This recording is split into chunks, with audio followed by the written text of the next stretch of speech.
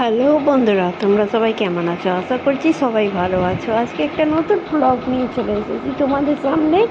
আর একটা নতুন প্রশ্নও আছে তোমাদের সামনে যে এটাকে কি বলে, তোমরা একটু আমাকে বলবে। আমি আজকে নতুন নতুন ট্রাই করেছি, নতুন নতুন বানিয়েছি, তো আমিও খেয়ে দেখবো যে কেমন টেস্ট হয়েছে। আর যথারীতিভাবে আমি চেষ্টা করেছি যে এটাকে বানানোর মতো। আর এটা কোথাকার মিষ্টি, কেমন মিষ্টি, কি নাম, এটা তোমাদেরকে কিন্তু কমেন্টে আমাকে জানাতে হবে।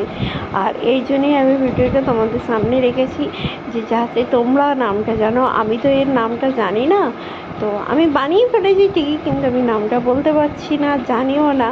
তো এটা কোথাকার মিষ্টি আর কেমন খেতে, এটা আমাকে কমেন্ট করে জানাবে। আর যদি তোমরা আমার এই রেসিপিটা জানতে চাও, তাহলে আমি আবার ব্লগটা নিয়ে আসবো তোমাদের সামনে যে কিভাবে আমি এই রেসিপিটা বানালাম, কি করে তৈরি করলাম, কি করে কি কি দিলাম, সেটা তোমাদের সামনে আবার নতুন ব্লগ নিয়ে চলে আসবো। তোমরা আমাকে কমেন্টে জানাবে যদি তোমাদের কারো এই মিষ্টিটা বানানোর শেখার ইচ্ছা থাকে, তাহলে আমি আবার একটা নতুন ভিডিও নিয়ে আসবো। এই মিষ্টিটার বানাবো, কি করে বানাচ্ছি, কি নাম, সব কিছুই আমি তোমাদের সামনে এটাকে বলবো। আর যদি আজকের ভিডিওটা তোমাদের ভালো লেগে থাকে, আর যে কেউ যদি এর নামটা জেনে থাকো, তো আমাকে একটু কমেন্টে জানাবে যে এটাকে কী বলে।